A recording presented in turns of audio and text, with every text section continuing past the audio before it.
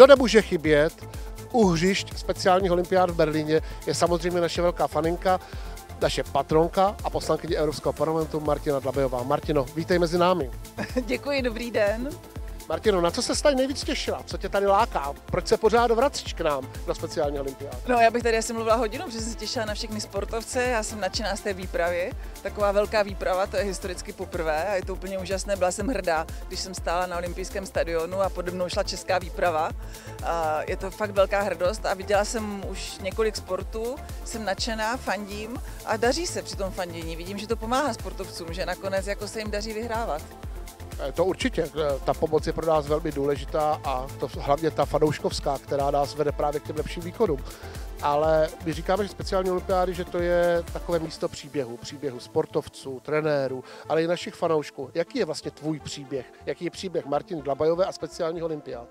Můj příběh se speciálními olympiádami trvá už v podstatě 9 let a je to krása. 9 let jsem hrdou patronkou a jsem moc ráda, že se můžu účastnit různých her, ať už jsou to národní hry, ať už jsou to místní, regionální hry, ale právě už jsem se účastnila 4 olympiád a mám z toho obrovskou radost a tady je ta velká výhoda, že to je olympiáda v Berlíně, kam se dá dojet fandit, kde se dá podívat na sportovce a je to opravdu jako pýcha a hrdost, jak to těm sportovcům jde a kam se posouvají, jak se posouvají. Takže ten můj příběh, já doufám, že bude ještě dlouho pokračovat.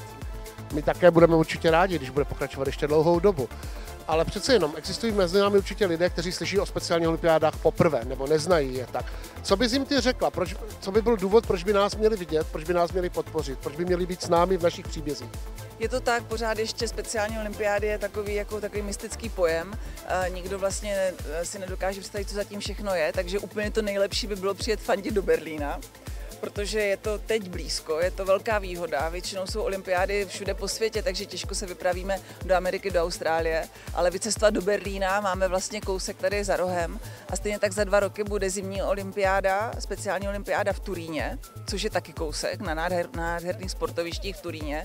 Takže přijet fandit a podívat se na to, co vlastně sportovci dokážou, protože jsou úžasní, oni dokážou častokrát mnohem víc, než bychom toho dokázali my a vydrží mnohem víc, než vydržíme my. Skvěle, moc ti děkujeme a ta zpráva je jasná. Držte nám palce a nejlépe rovnou na místě v Berlíně. Děkujeme. Společně